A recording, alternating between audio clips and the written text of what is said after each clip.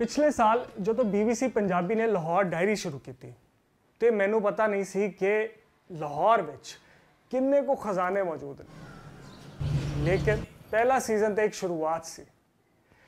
इस बारी कोशिश है कि थोड़ा तसल्ली नाल लाहौर फिरिए,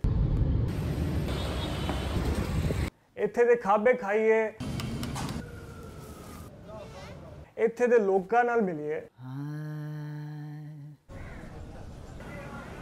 ते इस शहर दियां उन्हां थावां ते जाइए जिन्हां दे बारे च मेरे वर्गे लाहौरियां नूं ते पता भी नहीं। ते चलो चलिए। लाहौर शहर दियां मशहूर तारीखी थावां वेखण दे बाद जदों तुसीं शहर फिरोगे ते तुहानूं पता लगेगा कि इत्थे ते हर गली मुहल्ले च तारीख बिखरी हुई। ते एक लाहौरी ऐसा है जिन्हें इस तारीख दी खोज च पूरा लाहौर फिरिया, जिन्हों लोग की प्यार नाल कहंदे ने लाहौर दा खोजी।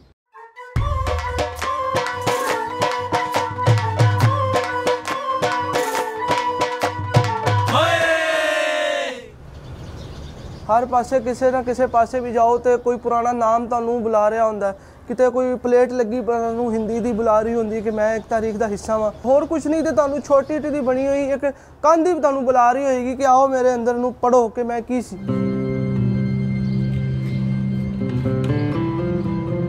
खोजी के मुताबिक लाहौर शहर च घट्टो घट्ट 300-400 इस तरह दियां तारीखी थावां ने जिहड़ी हुण इस हद तक निगलैक्ट दा शिकार ने कि उन्हां इलाकिਆਂ च रहण वाले लोकां नूं भी इन्हां दे बारे च इलम नहीं। जिवें लाहौर दे सिंहपुरे इलाके च यह गली जिहदे एंड ते एक बेनाम छोटा जिहा दरवाज़ा है ते दरवाजे दे पार 300 साल पुरानी हिस्टरी।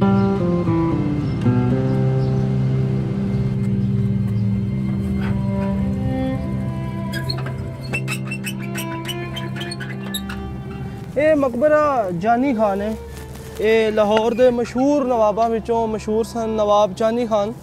अतराफ से सारे मकान बन गए हुए हैं। ये किसी जमाने च एक बड़े बाग दे विच होंदा सी।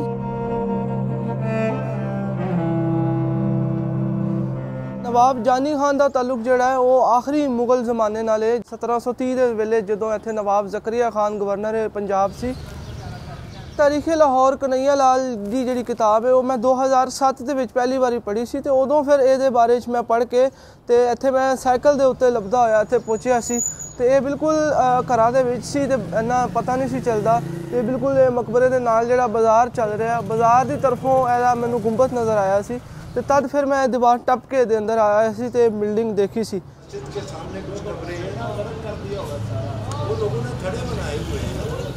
जबकि कुछ यहो जी बाज़ गुमनाम तारीखी लिहाज नाल अहम ने, लेकिन उस तरह वो अपनी शोहरत के एतबार नाल इन्नी अहम नहीं गया। उत्थे कब्जे हो चुके हुए हैं, लोगों के घर बन चुके हुए हैं। उत्थे जो जाने तो लोग जिहड़ा वो बकायदा तौर पर माइंड करते हैं, बकायदा लोग गुस्से हो जाते हैं कि इत्थे की लैना जो जे तुहानूं पुरानी इमारतें देखनी है तो किला वेखो जाके, मस्जिद वेखो, इत्थे की इत्थे कुछ नहीं हैगा। बकायदा जिहड़ा लोग उत्थों दौड़ाउण की कोशिश करते हैं, हत्ता कि कैमरा खोल लेंदे ने, किते होर मारा मारी तक की नौबत भी आती है।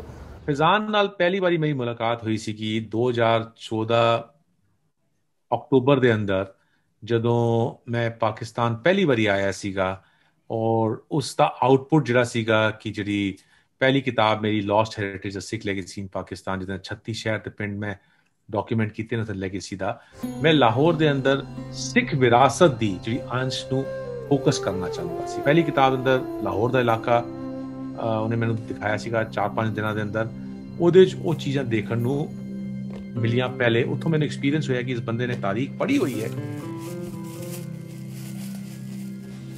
इसी तरह ये बेगमपुरा एक इलाका है लाहौर का, ये दाखिली दरवाजे की एक ऐसी खूबसूरत इमारत थी जिथे मुगलों के शाही मुहल्ले सन। ये पूरा इलाका मुगल शहजादियों का इलाका सी। जिहड़ी इस तरह दियां प्री पार्टीशन तस्वीरां ने या मतलब अज तो कम अज़ कम 1980 तक दियां तस्वीरां ने, वो तस्वीरां की तादाद तकरीबन साढ़े कोल कमो बेश 10,000 के करीब है।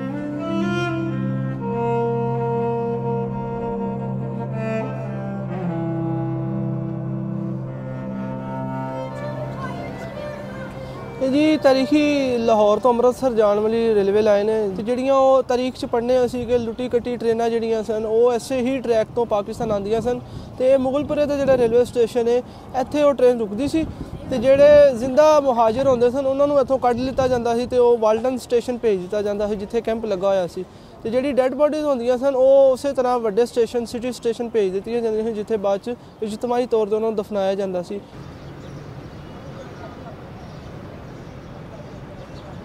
ਜਦੋਂ ਮੇਰੇ ਨਾਨਕੇ ਅੰਮ੍ਰਿਤਸਰ ਤੋਂ ਉਜੜ ਕੇ ਲਾਹੌਰ ਪਹੁੰਚੇ ਤੇ ਉਹ ਸ਼ਹਿਰ ਸੀ ਜਿਹਨੇ ਉਹਨਾਂ ਨੂੰ ਪਨਾਹ ਦਿੱਤੀ ਹੈ, ਇਹੀ ਉਹ ਸ਼ਹਿਰ ਸੀ ਜਿਨ੍ਹਾਂ ਨੇ ਇਸ ਆਉਣ ਵਾਲੇ ਲੋਕਾਂ ਨੂੰ ਵੈਲਕਮ ਕੀਤਾ।